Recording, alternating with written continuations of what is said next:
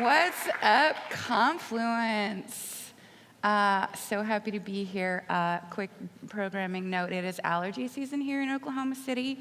So if I sound a little husky, it's not because I'm a heavy smoker, it's just the allergies. Also, during allergy season, just this eye is kind of constantly crying. So if you see me it's not that I'm so moved by my topic, although I am moved by it. It's just that there's pollen in the air and it kills me, you guys. I didn't have allergies before I moved here, so thanks for that. All right, I'm Ruth Burr Reedy. I am the Director of Strategy at Upbuild. We are a boutique marketing agency specializing in technical SEO, advanced web analytics, and whole funnel conversion rate optimization. Ryan may have exaggerated a little bit. This is not my 12th Confluence, but it is my 5th Confluence. So thank you to the awesome Confluence team for having me back. It's always one of my favorite shows in the year.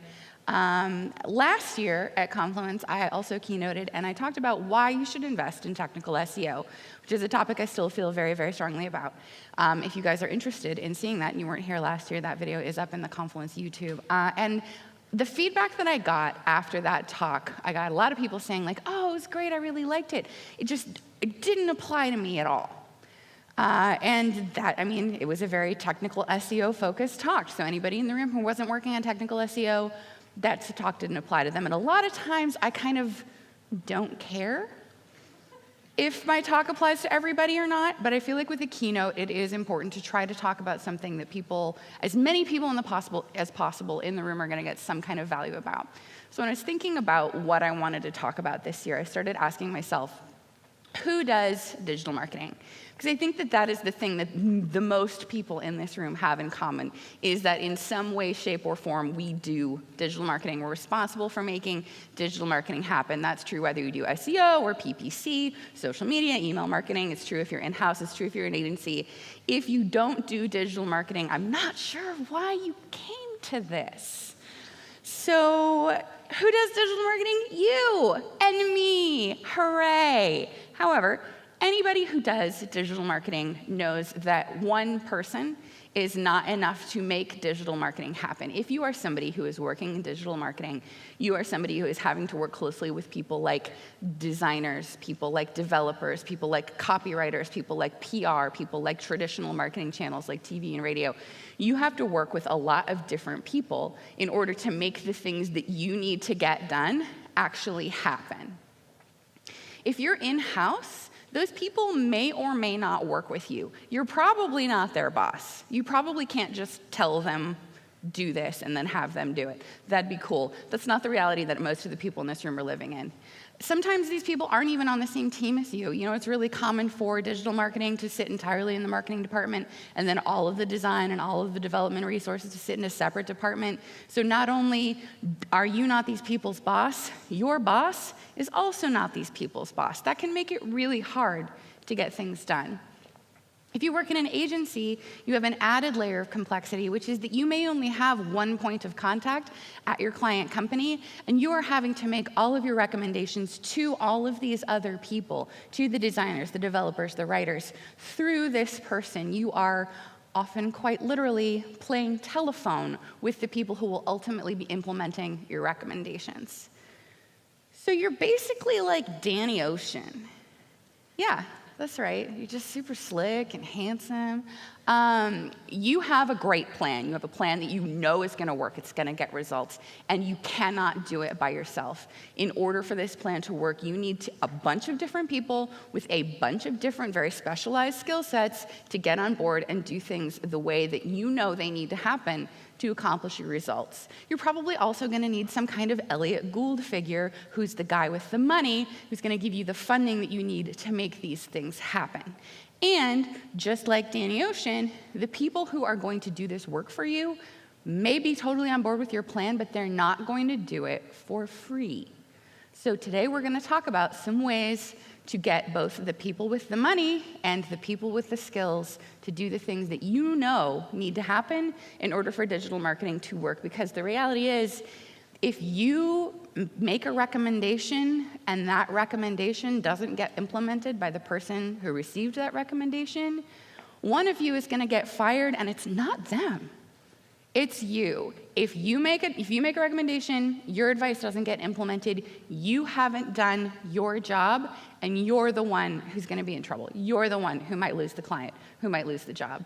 So this is not just a nice to have. I think that knowing how to get buy-in is a core competency that digital marketers need to have. All right, let's start with the money. Everybody likes the money, right? That's why we're here. That's why most of us are here, right? Let's talk a little bit about forecasting. I don't know about you all, but whenever anybody asks me for forecasting for, what I think the things I'm going to do are actually going to achieve in terms of traffic and revenue, I kind of go, everybody hates forecasting. And there are a few reasons for that. The number one reason everyone hates forecasting is that it's made up, because there's just no way to know.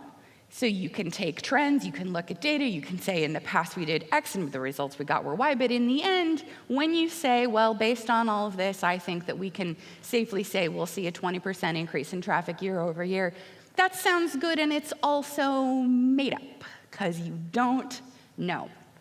With something like SEO especially, I really try to avoid concrete month-by-month forecasting numbers, simply because there are so many external factors that can affect whether or not an SEO initiative is successful. Not just internal factors like getting things implemented and people actually doing the things that I tell them to do, but also external factors. The algorithm could change. A new competitor could enter the market. An old competitor could drop out. Like, there are a bunch of different external factors that could affect the success of an SEO campaign. So I usually try to avoid doing straight up and down, month-by-month number forecasting. That said, you do need to have some idea of what you're trying to do and what you think the results will be. And when you're talking to people about forecasting, about what you think the results of your initiatives will be, you have an advantage, which is that nobody can see the future, and everyone knows that. So as you're thinking about talking to people about the expected results of your initiatives, try to remember that. Try to overcome that, like, I don't know, this is made up. I got it 20%, because everybody understands that you can't actually see the future. All people really want to know is, if we do this, what's probably going to happen? What they really want to know is, if we do this, is it going to be worth that time and worth that effort? And those are things you can absolutely speak to. As a digital marketer, you also have an added disadvantage, which is that in your company, you're basically like the amazing yen. Everybody likes the amazing yen. He seems like a good guy. He's obviously really good at his job, and no one understands anything he says. Now, in the Ocean's 11 movies, this is because the amazing yen is Chinese and only speaks Chinese.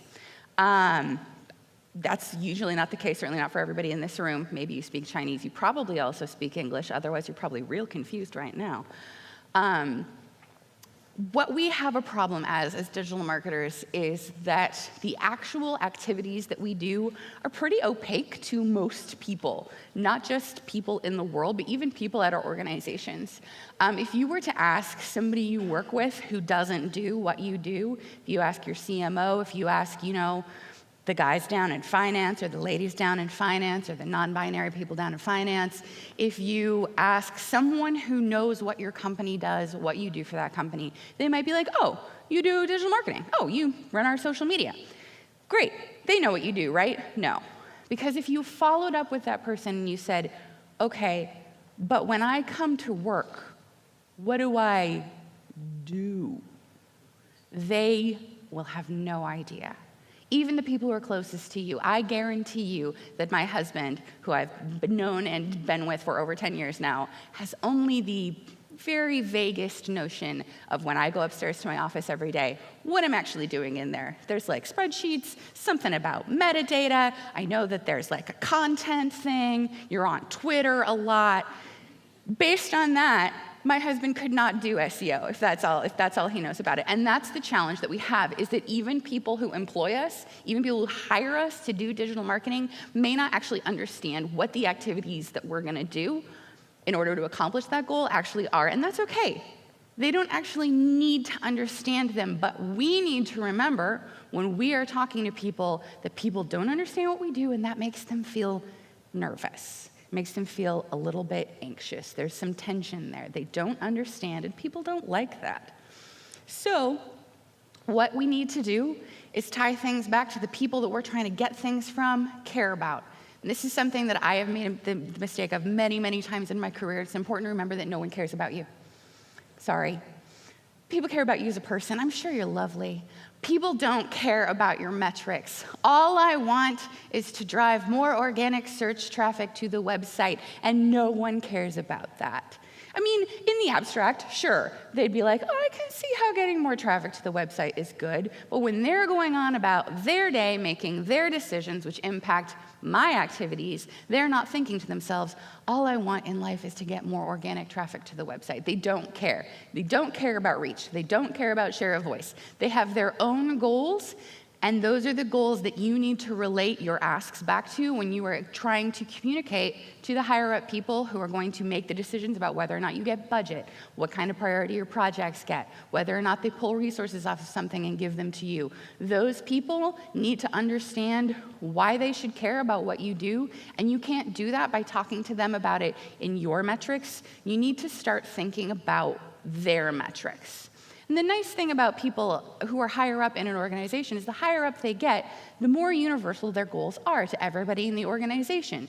So as you start thinking about the goals that someone higher up in an organization has, you're also going to be able to have a trickle-down effect of everyone else in the organization also cares about those goals, because the boss, Al Pacino, who's a little bit scary, cares a great deal about them. He signs the checks, and therefore I care about them too.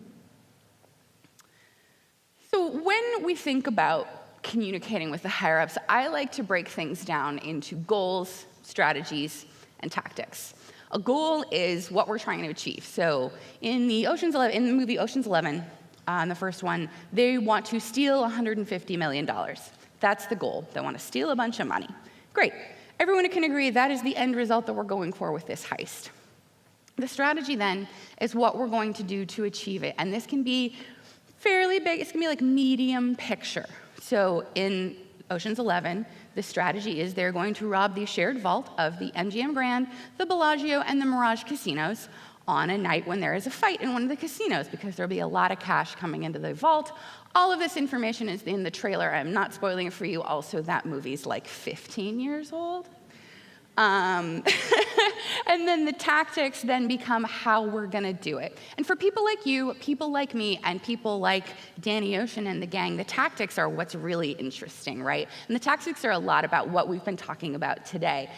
How are we going to rob the vault? Well, we've got this whole plan, and these guys are going to wear costumes, and this guy's going to go over here, and this guy's got a prosthetic nose, and there's a wig, and then there's a conversation. There's a lot that happens. That's what makes the movie interesting. That's what makes our lives interesting. The CMO of your company does not care about that at all. That person is too busy to listen to your intricate plan about what we're going to do. In fact, if at the beginning of Ocean's 11, Danny Ocean had busted out a PowerPoint and given it to the audience with a bunch of bullet points about, then Casey Affleck is going to put on a cowboy hat. Then we're going to pretend to have a fist fight in the basement. That would then have made the rest of the movie very boring, and that part of the movie would have also been boring. It's just a level of detail that busy people don't need. What they need to know is what you're going to do and what the end result of that is going to be, without really going into how you're going to do it. So the example that I'm using throughout this presentation, because it's something that I think about a lot, and we've heard about today already about why making a website is important. Making a website faster. Do you think that this is a goal, a strategy, or a tactic? You're in goal, some strategy, tactic. It could kind of be any of them, right? You could definitely argue the end result of what I want to do is make the website faster. I've got some strategies to do that. I'm going to reduce image load time. The tactics that I'm going to use to reduce image load time are X, Y, and Z. You could make that argument. In my opinion, making the website faster is an example of a tactic. And here's why.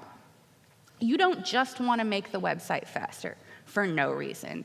You're not like, a faster website is what this company was built to do, and I'm going to do it. No one is like, fasterwebsite.com, the website that is fast, and now we make money. That's not why you want the website to be fast, right? You want the website to be fast because it's a better user experience. You want the website to be fast because page load time is a ranking factor. There may be multiple reasons why you want the website to be fast, but your end goal is not a fast website. Your end goal is to make money. So goals are self-evident. A goal is something that if you say you want to do it, no one's going to ask why. If you walk into a meeting with everyone at your company and you say, I would like for the company to make more money, no one is going to ask why. Why do you want that? That doesn't make sense to me. Goals are the things that everyone agrees the company would be good to do. Unless you're a nonprofit, you probably are there mostly to make money. Even if you're a nonprofit, if you're doing marketing, bringing in money is probably one of the things that you're trying to do. So goals kind of roll up to things like that, making more money or maybe being more profitable. Maybe your goal is to actually reduce waste and optimize spend and do more with less. These are the kind of things that anyone could agree are important. Now, you don't have to roll your goal all the way up to make more money. Everybody can kind of understand that's what we're going to do. But when you're thinking about goals, they should be, again, things that everyone agrees are important. How are we going to make more money? We're going to get more customers. We're going to make more sales. We're going to increase the average order value. We're going to increase lifetime customer value. We're going to be more profitable. We're going to optimize spend. You can say this to anybody in your organization, and they will understand why it is that you would want to do these things, which is great. Also, chances are very good that your organization's leadership has already set these goals. So you probably already, at your company-wide meeting, at your team meeting, you've heard from on high, we need to get more leads. We want to increase leads 25% year over year in 2018. Great. Now everybody has that goal. So now everything that you do needs to relate back to that goal. When you're saying, oh, I want to make the website faster, you're not just saying that for SEO. You're not saying it because it's good to do. You're saying, I'm going to make the website faster. That's going to get us more traffic. It's also going to mean that the traffic that we already get converts better, and that's going to help us get 25% more leads in 2018. Everybody understands why you would want to do that now. One goal can have multiple strategies applying to it, and this is certainly going to be true team-wide. You'll have multiple things that you're trying to do to achieve this goal. It would be foolhardy to only try one thing to achieve your big goal. And then each strategy could have multiple tactics, and the tactics could have sub-tactics. Making the website faster, there's more to it than that. Making the website faster is also something that can play into more than one strategy. So different tactics, the same activity, can be part of multiple strategies and roll up to multiple goals. The important thing is you understand how what you're doing rolls all the way up to the company's top and bottom lines and to the company-wide mission. And this is true whether you're in-house or in an agency. So if you're working with an agency client, you have less visibility into that, but it's certainly the kind of thing that your point of contact is going to know about and be hearing about. So it's the kind of thing that you need to start talking to your point of contact about as soon as you begin a new relationship with a client. What are your company's goals for this year? What are your financial goals for this year? What are your user goals for this year? What are the metrics that you're being measured on? These are the kinds of things that you can understand so that we're trying to get what you know is going to help them get there done. You're relating it back to them in language that they speak instead of expecting them to understand you. Or, and I've totally done this, coming in there and being like, I'm the expert. This is what I say. You should just trust me. No. Explain what's in it for them. We've heard a lot about that today, and it's true for internal people as well as customers. Now that you know you've got a strategy, you've got a goal, everyone agrees on it, it's time to set expectations. And you need to do that as early as possible, and you need to manage those expectations as often as possible. So, setting expectations looks like, we're going to do this. Here's how long I think it'll take. Here's what we'll need to do it. Here's what the result will be. Here's my basic plan. Here's what we're going to do for the next however long, 3 months, 6 months. And here's when these things are going to happen, when I'm going to need resources, what those resources are, and what I expect the result will be. This is great to do up front, and it's easy to do up front. I mean, it takes more work than not doing anything, but it is relatively easy to do because before you start doing your plan is perfect. It's beautiful. Nothing has happened. You know exactly how long everything will take because it's not real. It's just a plan. So after you've set expectations, it was much, much more important than setting expectations that you continue to follow up and manage expectations. So as stuff happens, you go out in the world, stuff happens. This took twice as long as we thought it would because we had a hardware outage and it set everybody back. This is costing more money than we thought it would because it took more time than we thought it would for the designer to come back with the resources. We couldn't do this because the development team is on sprints and our next 3 sprints are booked out. So now we're starting this in October instead of March. These are the kinds of things that happen that you're very aware of because they're happening to you, but that the higher-ups with whom you had that initial conversation, that kind of nitty-gritty about what does and does not happen and why and when, they may or may not be aware of that, or if they're aware of it, they may not be aware of its impact on you. And what you don't want to happen is at the end of that time when you said, here's what we're going to do, here's how long it's going to take, here's what the results are going to be, they come back and they're like, great, where are my results? And you're like, oh, well, X, I don't have that because X, Y, and Z happened. And they're going to be like, this is the first that I'm hearing about that. Even if that's not true, it's going to feel true to them. So instead, relate that follow-up back to your plan. So you're not just saying, this didn't happen, or I talked to them and they can't make it happen, or it's not going to happen for another 6 months. Relate that back. Say, because of that, we're not going to be able to deliver the next thing until X date instead of Y date. Because of that, it's going to take us 3 months longer to hit our goal. Or because of that, our ultimate results are probably going to be more like a 20% rather than a 30% increase. Set and then manage. Set and then manage. What that does is, A, it keeps your higher-ups from being unpleasantly surprised, which is not, unpleasant surprise is not an emotion that you want your boss to associate with you or your client. You want them to feel happy and safe and secure and in the know, not unpleasantly surprised. What it's also going to do is it's going to remind them why it's important that the things that you recommend get implemented. So that when you say, oh, well, the development team is booked up for the next 3 months, so they're going to work on this in December, they're not just like, okay. You say, which means that we won't see results for another 3 months after my initial projections. Now they're like, this perhaps is something that I should do something about. They're becoming more and more aware of how other people in the organization, doing or not doing the things that you need them to do, impacts the final results that you're able to achieve. That helps you get them on your side. It also gives them the resources they need. This is especially true for your boss and your skip-level boss. So if you're the marketing coordinator, maybe you're managed by the marketing manager and they're managed by the director of marketing. That marketing manager and director of marketing are going into meetings that you don't get to go to because they're management meetings and you don't want to go to that meeting. It's so boring. Oh my God, y'all. But they have to go to it. And while they're there, they have to advocate for you to get the resources that you need. And they can better do that if they can couch it in that same language of, well, this is taking longer because of X, and that means the results will be Y. Again, everyone understands that. You don't have to understand anything about the tactical aspects of digital marketing to understand that a delay means that something won't happen on time. So that is the kind of thing that you can do on a regular basis to make sure everybody understands what's going on with you and what the results will be. The other nice thing about planning in advance is that you know when you'll need resources and you can ask for them up front. So here's a mistake that I made one time in my career.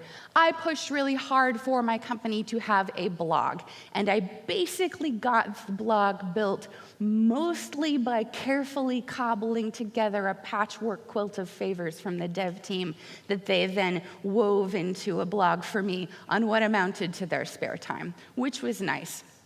Except that after that, I was like, this blog can only handle 5 users at a time before it starts slowing down. And they were like, oh, you didn't say anything about needing us to support it long term. I knew that. I knew I would need that, but I didn't say that. So don't assume that other people understand what resources you'll need when you deliver something. Make sure you say, well, we're going to deliver the SEO audit at the end of October, at which time we should expect to need some development resources and some copywriting resources. The further out you can plan for that, the better able you are to get on those people's calendars. Again, that helps their bosses and your boss work together to plan for how that's going to happen. It also makes them like you more because you're not marching in and saying, here's the SEO audit, now the dev team must drop what they are working on and work on this instead. Even if they do it, they're going to hate you. And that's political capital that you don't get back. So the more in advance you know, and you know what it's going to take, You're Danny Ocean. You understand the skill sets that are going to need to be involved to pull off your grand heist. Make sure you ask for that as far in advance as possible. If you want to hear more about selling SEO specifically to a C-suite group of people, Perna Verji did a great talk on this at MozCon a couple years ago. Her slides are in this link on SlideShare. I believe the video is also on YouTube. And you should check it out because it's great. The other things that you need to think about when you're talking to your higher-ups and when you're talking to your client contacts is, what does success look like to you? Because this is another way in which assuming that you're all on the same page about what you need and what you're trying to do can get you burned. And I'm now going to tell a story that if you have worked with me, you've probably heard me tell before, but it was one of the big learning moments of my career. I had a client, SEO client. They were a hot tub dealer in a suburb outside of Seattle. And we were doing so well for them. We had increased their traffic by over 60% year over year. Sales were up, their phone was ringing off the hook, everything was going great. We thought we were crushing it, and we got fired by them. And the reason that we got fired by them is that not our regular point of contact, the marketing manager, who was a reasonable person, but that person's boss every day would come to Google and would Google the phrase hot tub, and their website wouldn't come up. And we got fired over that. And it's because we had never asked that person, the person who was actually signing the checks, what that person wanted out of this engagement. We thought we were all on the same page. We're going to get you more traffic. That's going to get you more sales. That's going to make you more money. This guy apparently didn't care about any of that. He just cared about ranking for the phrase hot tub. If we had asked at the beginning of that relationship, what does success look like to you? What are we trying to do, and how are we going to know it's working? He could have said up front, honestly, I just want to see my website when I Google hot tub. And we could have explained all of the ways in which that was not a realistic goal for them. Could have talked about how 99.9% of the traffic that you would get if you ranked number one for the phrase hot tub would be totally worthless to you and a terrible user experience for those people. And there's no reason for one hot tub dealership in Woodinville, Washington to rank nationwide for a term like hot tub. We could have had that conversation. We could have all been on the same page. Could have said, we can do it. It'll take 2 years and $2 million and it won't get you any money, but we can do it. That's what you want. But we never had that conversation. And so we got fired. So make sure that everyone is on the same page about what success looks like. All right, so now we've got buy-in for the higher-ups, and that's good, right? Because they have the money, but they're not the ones who are doing the work. And there's only so many times you can go running to somebody else's boss to get that boss to make them do something before they hate you. And then they don't want to do any of your stuff. And sometimes their boss is not around to make them. And now not only are you not accomplishing your work tasks, but you've made an enemy. You don't want that. Because you also got to build relationships with people. Relationships start before the sale. So if you are working in an agency, your relationship, your business's relationship with your client starts before the sale, right? There's a lengthy sales process. You get to know each other, figure out whether it'd be a good fit. You pitch them on your services. All of those conversations are opportunities to have the kind of conversations that we talked about. Conversations about goals, conversations about success. They're also an opportunity to watch for red flags. If you're interviewing for a digital marketing job, the same is true. That relationship, your relationship with the company, starts before the sale. It starts before you get hired. So it's a good opportunity for you to watch out for the things that are going to make it harder for you to do what you need to do. Building relationships internally and interpersonally is a lot like building a strong relationship between your website and your users. When Google has humans review their algorithm and their results, which they do pretty much constantly, they're called the Google Quality Rater Team, and it's fascinating, the things that they do.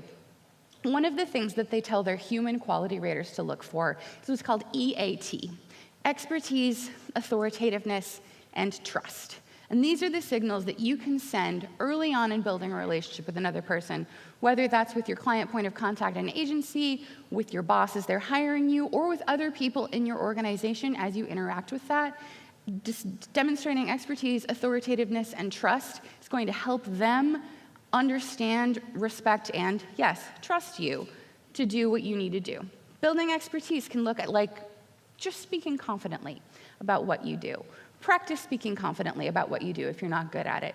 If you don't know the answer, that is okay, but learn how to find the answer. And as you practice speaking more confidently about the things that you do, which you can do in like literally the mirror, you can do, here's where I practice speaking confidently about what I do, the shower. You know how you sometimes rehearse conversations with people in the shower or in the car? You guys do that, right?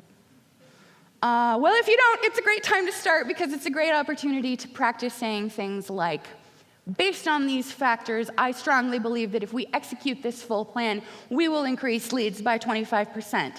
Instead of like, it's hard to say, but, I think we could probably go for like 25%. That's the same. Like, you don't have any more information with the first way that's saying it than you do with the second way, but you sound confident. You sound expert. Have the confidence that you know how to do your job. Dang it.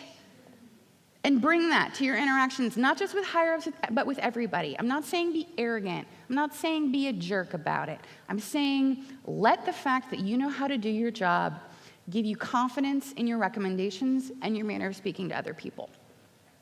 Authoritativeness. Often when you're building authoritativeness, a great way to do that is with data. So as you're having these conversations, maybe you can say, I don't know, we don't have enough data of our own to say what the result of this will be. However, I've taken the time to pull these case studies from other similar businesses, and they saw this happen. Or I saw this article by an industry leader, and they said that they did this and this happened. I don't think we can get it quite that good, but we can probably do X instead of Y. Use data to back yourself up, make yourself an authority, show that you're informed, that you're plugged into what's going on, to trends. And then trust. What trust means often with your coworkers is they want to trust that if they do something that you ask them to do, that's not going to be a waste of their time. So you can build trust with your coworkers by being intentional about what you ask them to do. You can build trust with your coworkers by helping them out, by showing them, you're not somebody who's going to turn around, gossip about them to their boss, get them in trouble. You are somebody who, if you do stuff for them, they'll do stuff for you. That's the kind of thing that you can do to build trust with your coworkers. And also, don't be a jerk to them. Come on, guys. As you're interacting with people, and this is especially true during the sales process and the interview process, watch for warning signs that trust is going to be an issue. A lot of times, interpersonal relationships, just like romantic relationships, encounter trust problems because someone's been burned before, and it hurts. It hurts inside. One of the top things that I look for when we are screening potential clients is whether or not they got burned by a previous provider. Because in my experience, it takes about twice as long to build trust with somebody once they've been burned before. Somebody who has had a relationship with a digital marketing provider that didn't get results is going to be real skeptical of you and your whole deal, even though you, unlike that other jerk, actually know what you're talking about. That's another thing to keep in mind. I think we've all, as digital marketers, wound up with clients who you're like, why are you even paying me to do this? You clearly don't believe that this is actually going to help you. There are people in the world who are very skeptical about digital marketing, and part of that is that there are a lot of people in the world doing terrible digital marketing that gets no results. Watch for that. Ask questions. Figure out what's behind that skepticism. The other thing you want to watch out for is internal politics and turf wars. If you are coming into a situation where IT already hates marketing, it's going to take you a lot longer to get IT to do anything for marketing. I'm not saying in any of these cases that you should not take that job or not take that client, but these are the kinds of things that you can look for up front and know that they're going to be obstacles to you gaining the trust of the people around you, and plan for that. Know it's going to take longer. Know it's going to take more work. Know you're going to have to try twice as hard, and plan for that. A lot of times when you hear people talk about getting buy-in and you hear people talk about building internal political capital, they'll be like, just buy them a beer or bring in some cookies, People love that. And you know what? People do love beer and cookies. I love beer and cookies, but you can't rely on people doing you a favor because they like you as a way to get your core job functionality done. Because what did we already talk about? You make a recommendation, it doesn't get implemented, that's your fault, and it's your job on the line, not theirs. So this is all great to do. It's great to make friends with your coworkers. It's great to take them out for a beer every now and then. It's not going to be enough, because at the end of the day, it's called show business, not show friends. People aren't going to do things for you because they're your friend if that's going to get in the way of their job. So you need to make sure that your job is their job. You're working together. Ask yourself, when you are working with somebody who you know you're going to need to collaborate with in order to accomplish something, how can I make this person's life better? This is something that I spend a lot of time thinking about with our client contacts at UpBuild. What is this person's inner life like? What hurts for them? What are their problems? What does their boss care about? What pressures are they under? What metrics are they trying to deliver against? What are the things that keep them up at night? How can I make any of those things better, whether through digital marketing or not? Whether it's actually in my job description or not. Now that I know something about this person, how can I make their life better? Because if you approach somebody from the standpoint of what hurts and how can I help, instead of here's what you're gonna do for me, they're gonna like that better, they're gonna be more receptive to it, and it builds empathy in you. Because if there's one thing that I'm real tired of, even though I've been this person in the past, it's SEOs who think developers are all insert adjective here. Lazy, don't care, too busy, jerks, can't do anything, don't understand SEO. Stop thinking about the people in your life this way, especially the people that you work with. Use empathy as a tool that you're using on yourself to understand the people around you better, so that as you make their lives better, they have a positive relationship with you, and you understand how to help them understand that collaborating with you on your goals is going to help the whole company, including them. This is really important when you are working with a client stakeholder, because as we talked about, when you're working with a client, you're basically playing telephone through them. A lot of times you don't actually get to talk to their copywriting team. You don't actually get to talk to their dev team. You have to give your recommendations to one person and then trust that they are going to take that back into their organization and advocate for you and help them get it done. So if you are working with a client stakeholder, you need to spend extra time with them and educating them. Again, we don't have to get into tactics. We don't have to teach them SEO. In fact, part of the reason that they hired you is that they don't want to learn how to do SEO. They want you to do it. And that's great. You do need to give them enough information about what you need them to do and why, and how that relates back to client goals, so that when they hang up the phone with you, which they will do, and they will immediately forget everything you said. That's just how the human brain works. It's not personal. Doesn't mean you're not smart, but they are going to hang up the phone and they're going to stop thinking about you entirely. Then they're going to go into a meeting and they're going to say, oh, our digital marketing vendor gave us this list of tasks, and their higher up is going to say, why should we do this? And if you haven't spent the time to make sure that they understand why they do it, they're going to have a really weak excuse. They're going to have a really weak reason, like, oh, the vendor said, or it's for SEO, or we need social media, so I guess that's likes. That's not going to be a convincing case against someone from another department who needs the same resources but understands how it's going to be good for the company. So take that strategy, take those goals, and make sure that every time you're talking to your client about what you need them to do in order to get your stuff done, that they understand how these are going to impact larger company goals, and also how it's going to make their life better, make their boss happy, make their plate less full, make them less busy. These are things that your client stakeholder wants, regardless of how well they understand what you actually do. Nobody likes it when people talk down to them. Even if you do think you're smarter than people, there's some smart people in this room. Chances are y'all interact with people who you're smarter than, because you're all pretty smart. Those of you I've met, I haven't met 100% of the people in this room, but I'm confident in your smartness.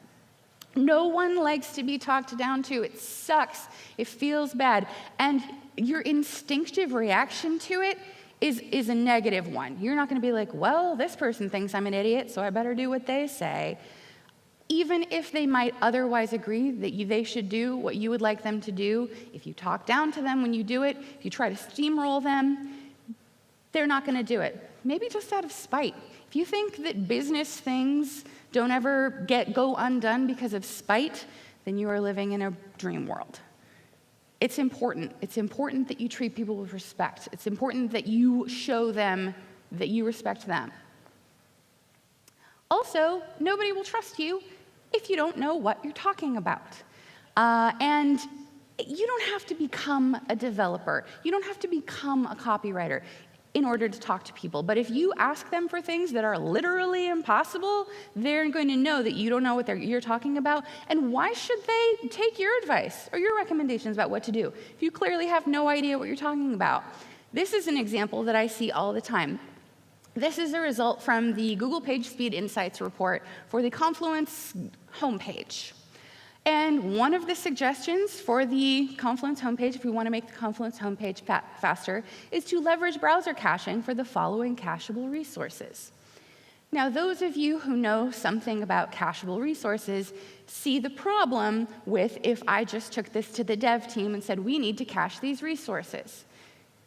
The problem is, these are third-party resources, which means you can't cache them. I mean, you could host a local instance in Java. You could host a local instance of many of these things, and that would accomplish something similar to caching. But if you just go to your dev team and say, cache these things, cache these cacheable resources, they will be like, wow, you have no idea what you're talking about. This is a literally impossible task, especially if you're like, hey guys, just following up on that, have you had a chance to implement that? I see the following things are still undone. And they're like, that's because they're still impossible. And they're not going to respect you. And if you don't know what you're talking about, when they ask them to do things, they have no incentive to do them. Because if they do it and it turns out wrong, that's on both of you. Why should they trust you if you don't know what you're talking about? So take some time to learn about the things that the people you collaborate with do. You don't have to be a developer, but you should be able to speak developer. You know how to do your job. You're the best at your job of anyone at the company. Why are you treating other people like they don't know how to do their jobs? Here's another problem with, and I'm picking on PageSpeed Insights a little bit because I see SEOs do this a lot. If you just run a tool on a site and then you take those recommendations and you give them to the developer, A, some of them will be impossible and you will look like you don't know what you're talking about for not realizing that. But B, you have presented them with a solution to a problem that they know more about than you do. So, with Google PageSpeed Insights, they might tell you something like, oh, you should enable lossless compression on these 5 images. And you can go to your dev team and say that, and they might do that. However, maybe those images don't need to be on the page at all. Maybe instead of taking these little steps to whittle down your page load time, what you actually need is a different page. Maybe they would take a look at it and say, you know, actually the problem here is our CDN. You don't know as much about this as they do. If you're somebody who's giving tasks to a copywriter and you say, I think the copy should say these things, that's fine. If you then go in and try to rewrite it, oh, copywriters don't like that. And you will have a much more successful time of, instead of saying, here's exactly what I want you to do, you idiot.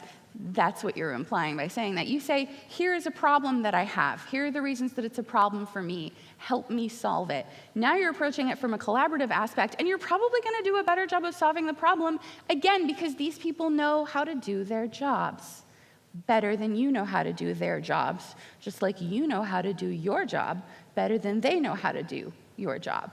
So we're approaching things with empathy, and we're collaborating. We're not talking down to people. We're cooperating with them in order to find solutions. It's going to find better solutions. It might take longer, but the ultimate outcome will be better, not only for the company, but also for your future relationships with that person and your future collaborations with that person. So it's win-win.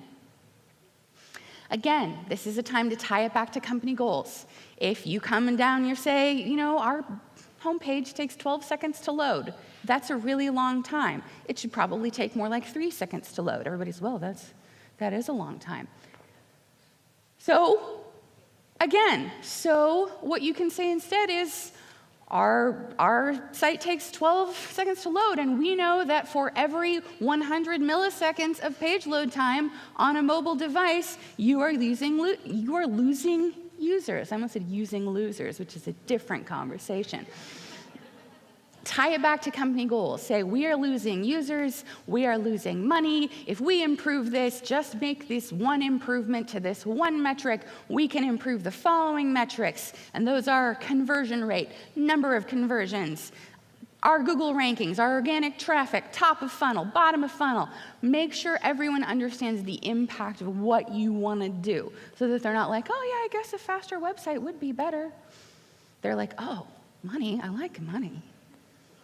You can also tie things back to individual goals. And your ability to do this is going to be impacted by where you are in the organization. It's pretty hard if you're working at an agency to help your client stakeholder tie performance back to other people that you don't know's individual goals. But what you can do is start thinking about anything that you need to collaborate on as a project whose metrics affect all of you. So anyone who touches the website, that website's metrics should be part of their performance metrics. Excuse me. See above allergies. So now, not only is it your responsibility to drive more traffic to the blog, it's also the person who actually writes the blog post. It's also the person who is responsible for the blog's performance. You may not be able to actually go into their performance reviews and say here are your professional development goals for the following year. Unless you're that person's boss, you may not be able to do that. What you can start doing is looking at how team-wide and company-wide goals trickle down into your specific strategies and how you can use those strategies and the places where you know you need to collaborate with people to help them achieve their individual goals. Part of that is going to be realistic in what you ask for. I have worked at a software. How many of you have worked or do work at a software as a service company? Yeah, a fair amount of you. The problem with working at a SaaS company is that the website and the product are very, very closely linked. That means that if you are doing digital marketing for a SaaS company, sometimes they're like, we don't have any resources to spend on this because everyone is working on the product not being broken. That's more important. You guys, it just is. I know digital marketing is important, but you can't market a product that doesn't work, even if you're the best marketer in the world. So be realistic in what you ask for. Learning more about what other people do is a great way to start doing that because now you understand more about what it's going to take them. If you come up to somebody and say, oh, this should be really easy, and they look at it and they're like, this is actually not going to be easy for me at all, but thanks for being condescending about it, you've burned a tiny bit of that bridge. Understand what it's going to take for other people to do the things that you need them to do. Give them enough time to do it. Give them enough space to do it. Understand when things are or are not going to be more important than what you do. And then when they actually do those things, share the credit. Shout it from the rooftops. Say, oh, yeah, it's really tempting to take all that credit for yourself because you're Danny Ocean, right? It was your plan. But if every time you get recognized for something like, oh, blog traffic's up 50% year over year, and that's meant a $5,000 increase in revenue. That's a made-up number. That'd be a real small increase in revenue. And you just say, thank you. Well, everybody else who helped you is like, well, I helped with that. Instead, I could not have done that without Gabe on the dev team. I could not have done that without Christy on the copywriting team. They are the real heroes here, and they should be recognized too. This makes people feel good about you, which is great. Makes people want to help you again, which is great. The other thing that it does that is a hidden benefit of sharing the credit when things go right is that every time you do that, it reminds all of the higher-ups in the room that your goals and other people's goals are intertwined. So we were just talking about tying things back to other people's individual goals. The more visible you can make it that their work impacts your metrics, the more you can set the mindset for the entire organization that your metrics are impacted by their work and that they should expect to be measured on that in addition to their other stuff. Now, they're getting asked about these metrics, your metrics. They're getting asked about these strategies, your strategies. Now, not only are they helping you because you're helping them, because you like them, because you're working toward the same goals, but because their boss is specifically asking them, hey, how is helping with the SEO project going? That's going to incentivize them further and make it easier to collaborate in the future. All right, the last thing to know when you're planning a heist is know when to walk away. You need to understand the cost-benefit analysis of what you're recommending. It's really easy to say, here's a list of everything wrong with the website, fix it. Or it's really easy to say, we need to invest in a content marketing program because we need links and shares and traffic and exposure. These are easy things to say. The person who's spending the money to actually make it happen needs to know, okay, this is going to cost $10,000. Is it still worth doing? You should have an answer to that, and that answer can't always be yes. You need to understand when something is going to take so much time, so much effort, so much money that it would be better to not do. There are times you see a website, and you're like, you should fix your nav. And they're like, that's going to take 6 months, and it's going to cost us all of our dev vendors' time for the next 6 months. We're not going to be able to do anything else. Is that worth doing? Maybe not. It might not be. So think about what can you do instead to fix part of the problem, to make incremental improvements, so that you're not just letting people waste their time and money on stuff they're not going to see a return on. You're the expert. You need to know when is too expensive. You also need to pick your battles. Focus on what really matters. And I have not done this many times in my career. You come in hard and you're like, I'm going to fight for this website. I'm the only one who really understands social media at this company. I'm going to make sure that this happens. And that feels good and it feels strong. And you can get results doing that. But if you're constantly fighting, if every conversation that somebody has with you, you are pushing back, you are fighting them, eventually people are going to start tuning you out. They're going to assume that you're fighting them because you're contentious, not because this is important. There are going to be battles that you can't win. There's going to be stuff that's more important than your stuff. There just is. There's not always something that you can do about that. Be realistic, choose your battles, make sure that when you are going to the mat over something, it's something that when you get it, you know you can win with it. And use data to back it up. Be like, I have the receipts. Use your own data. Say, in the past we did X, we got Y. I think if we do X plus B, we'll get Y plus Z. Use your own data. If you don't have your own data, sometimes your own data is not very useful. Use other data. Get case studies. Ask your friends. Ask your digital marketing friends, all your contacts that you're making at conferences like this one, when you did this, what were the results? A lot of times you can get results from personal contacts that you'd never see in a case study, because there are plenty of businesses that will never do a case study. There are plenty of businesses who will never, ever talk officially on the record about what they did. But if you know the person there, they can say, okay, well, anonymized our data, don't say who it is, but you can say, oh, I know somebody who's the in-house SEO at a major e-com retailer who, when they marked up all of their data and not just some of it, saw an additional lift of 4% in organic traffic per page across all of their 1,000 SKUs, and that resulted in an additional, X amount of revenue. These are the kinds of things, even if you can't find an official case study, you can get unofficial case studies. Bring data. People like data. People understand data. If you can't forecast, we talked about why that's hard, you can at least say, well, they did it and it went great, so maybe we should do it too. Remember that every dollar that you spend, and usually, it's usually not your money that you're spending at work, right? It's the company's money or your client's money. Every dollar you spend, not only did that dollar get spent, and now it's not in the bank anymore, but it got spent on this, and that means that it didn't get spent on something else. So when things take money, especially when they take a lot of money, you're actually incurring two costs. You're incurring the actual cost, which is the actual money, and the opportunity cost, which is what they could have bought with that money if they hadn't spent it on your thing. Always keep that in mind. Always remember, okay, I'm spending this much money. Is that going to get a return? When do we need to walk away? Certainly do not get caught in a sunk cost fallacy and say, oh no, we're way over budget and nothing has happened, but we have to have something to show for it, so we're just going to keep throwing money at it. Don't do that with your client's money. Don't do that with your employer's money, because again, you're spending every dollar twice. So think about that when you're asking for resources. Is what you're asking for so important that you were willing to spend money on it twice? If not, maybe find another way to do that thing. The same goes for political capital. Every card you have in your hand, once you put it on the table, you can't play that card anymore. Every moment of someone's time that you take up, not only have you taken up that person's time on your thing, you've taken that person's time away from something else. If that something else would have made the company more money, even if your project succeeds, you've actually done the business a bit of a harm because they could have done more. And of course, it's impossible to know. This isn't the multiverse. We can't just skip in and see all of the different branching pathways of fate. That would be cool. Little alarming. Doesn't seem to go very well for the Flash, but it's not something that we can do anyway.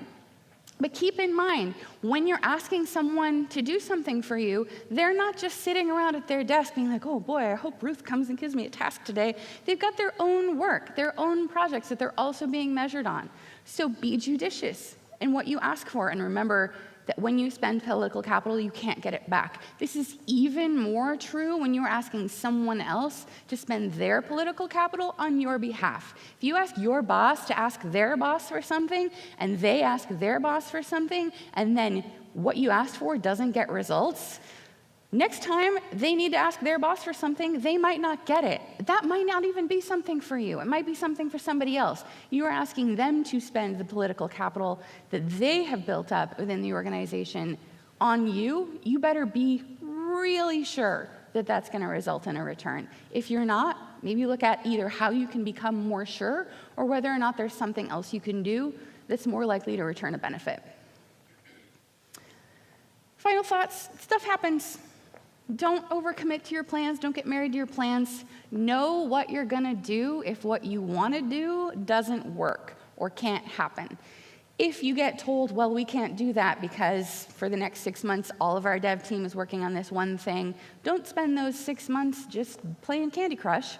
Think about what you can do instead. If you can't get the resources you need to do the things that you want to do, what can you do instead without those resources to get as close as you can? Because that's going to keep you moving forward. It's going to keep you garnering trust. And then when you do those things, you will look like even more of a rock star. And in the immortal words of my good friend Jonathan Davis, time to drink.